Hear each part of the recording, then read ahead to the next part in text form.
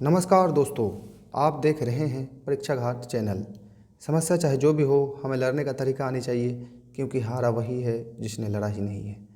अगर आप किसी भी प्रतियोगिता परीक्षा की तैयारी कर रहे हैं तो यह वीडियो आपको देख लेना चाहिए। आज हम देखेंगे अनुच्छेद 32।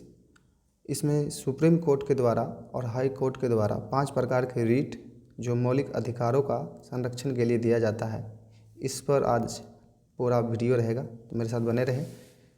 तो चलिए शुरू करते हैं। भारत में सुप्रीम कोर्ट और हाई कोर्ट 5 तरह के रिट जारी करता है।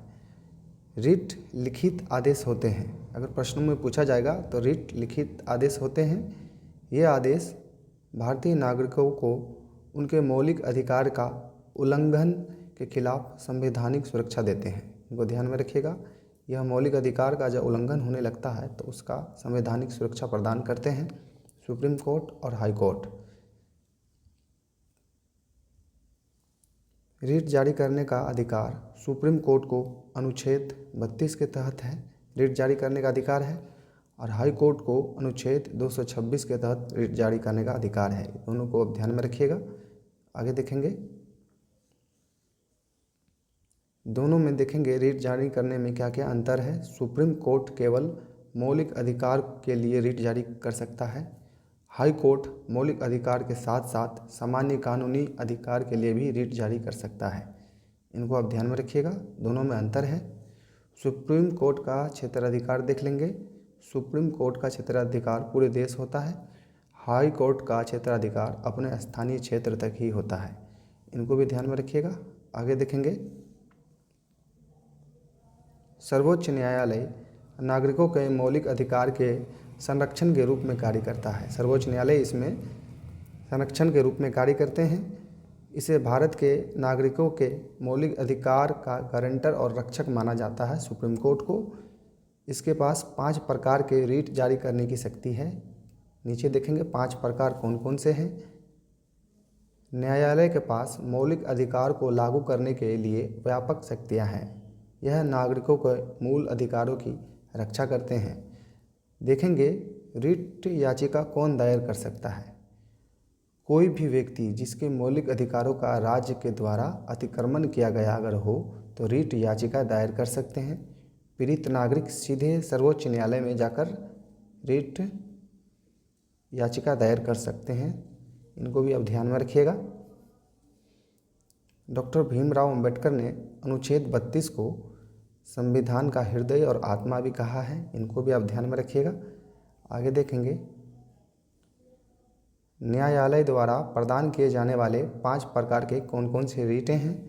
पहला है बंदी प्रत्यक्षीकरण, दूसरा है उत्प्रेषण, तीसरा प्रतिषेध, चौथा परमादेश और 5वां है अधिकार परीक्षा। देख लेंगे बंदी प्रत्यक्षीकरण क्या है।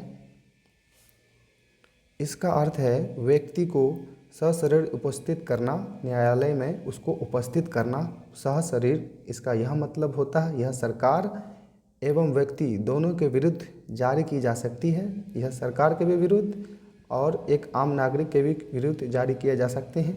इसे व्यक्तिगत स्वतंत्रता रिट जारी कहा जाता है। ध्यान में रखिएगा, इनके विरुद्ध नहीं, जिन्होंने न्यायालय दंडित पहले ही कर चुका है उनके विरुद्ध यह याचिका नहीं दायर हो सकता, और उनके भी विरुद्ध नहीं हो सकता जो निवारक नज़रबंदी है, जो पहले से ही सज़ा काटने के लिए जेल में सलाखों में है, उनके विरुद्ध भी नहीं। जिस मामले पर न्यायपालिका ने अपना निर्णय दे दिया हो उस मामले को पुनः उसी आधार पर न्यायपालिका के समक्ष नहीं लाया जा सकता। जिसे एक बार पहले निर्णय दे दिया गया है न्यायालय द्वारा, फिर से उसी बात को नहीं लाया जा सकता।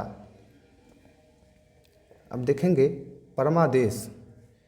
इसका अर्थ है कि हम आदेश देते हैं अगर समाज में अगर कहीं भी कुछ गलत होता है, न्यायालय द्वारा किसी भी अधिकारी और सरकार या किसी भी व्यक्ति के विरुद्ध इस रीट को जारी किया जा सकता है जो लोक कर्तव्य या कानूनी दायित्व का पालन करने से इनकार करते हैं।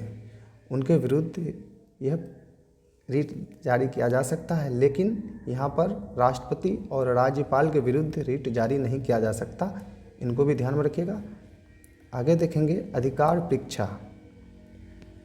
इसका अर्थ है किस अधिकार से यदि किसी सार्वजनिक पद पर कोई व्यक्ति अवैध रूप से आसीन हो तो यह रिट जारी की जा सकती है। किसी सार्वजनिक पद पर जैसे कोई मुखिया, वार्ड कमिश्नर या कोई नेता अगर अवैध रूप से आसीन हो तो रिट जारी किया जा सकता है। रिट किसी निजी पद पर आसीन व्यक्ति के विरुद्ध जारी नहीं किया जा सकता। निजी जैसे कोई बिजनेसमैन हो उसके विरुद्ध रिट जारी नहीं किया जा सकता। अब देखेंगे उत्प्रेषण, देख लेंगे। मंगा लेना मतलब उच्चतम न्यायालय किसी निचली अदालत से किसी मामले को सुनवाई के लिए अपने पास मंगा सकता है। यह रिट तब जारी होती है जब निचली अदालत उस मामले पर फैसला नहीं दिया है। इनको भी आप ध्यान में रखिएगा। आगे देखेंगे प्रतिषेध, मना कर देना। उच्चतम न्यायालय निचली न्यायपालिका को किसी मामले की सुनवाई से मना भी कर सकते हैं। यह रिट तब जारी होती है जब मामला निचली अदालत में लंबित हो। प्रतिषेध हमेशा निर्णय के पूर्ववर्ती चरण में ही दिया जाता है। इनको भी ख्याल में रखा जाता है। जो निर्णय चरण पहले जो पूर्व वार्तालाप हुआ है उनके अनुसार दिया जाता है। अब देखेंगे निर्धारित प्रक्रिया, जिसको हम लोकस स्टेंडी, यह नियम पहले पुराना नाम है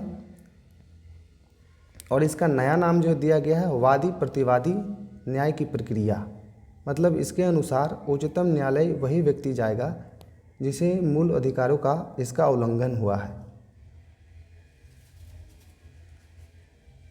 इसकी कमी यह थी कि यह प्रक्रिया महत्वपूर्ण है परंतु न्यायिक नहीं था। लेकिन हाई कोर्ट ने 1880 से 1890 के दशक में वादी प्रतिवादी प्रक्रिया में कुछ बदलाव लाया था। इनको भी ध्यान में रखिएगा। आगे देखेंगे समूह के मूल अधिकारों की रक्षा के लिए कोई तीसरा व्यक्ति या संस्था भी न्यायपालिका के समक्ष जा सकता है। उच्चतम न्यायालय द्वारा मूल अधिकारों के लिए प्रतिवर्तित प्रक्रिया, मतलब पहले जो मूल अधिकार था उसमें कुछ बदलाव लाया है जिनका नाम है जनहित याचिका। इसको प्रारंभ किया। इनको भी आप ध्यान में रखिएगा। आगे देखेंगे समाचार पत्र सूचना के आधार पर न्यायपालिका संज्ञान के आधार पर कार्रवाई कर सकती है। इसे न्यायपालिका की सुने जाने का अधिकार का विस्तार भी माना गया है समाचार पत्र को। आगे देखेंगे न्यायपालिका मूल अधिकारों की रक्षा के लिए केवल प्रक्रिया में ही परिवर्तन नहीं किया बल्कि मूल अधिकारों की भी विस्तृत व्याख्या की है। जैसे कि जनहित याचिका का शुरुआत करना ऐसी याचिका है जो व्यक्ति के हित की रक्षा के लिए नहीं है बल्कि बहुसंख्य लोगों के अधिकारों का रक्षा के लिए यह जनहित याचिका को बनाया गया है। अगर मेरा यह वीडियो आपको अच्छा लगता है तो प्लीज़ सब्सक्राइब और शेयर ज़रूर करें। फिर मिलते हैं अगले वीडियो में।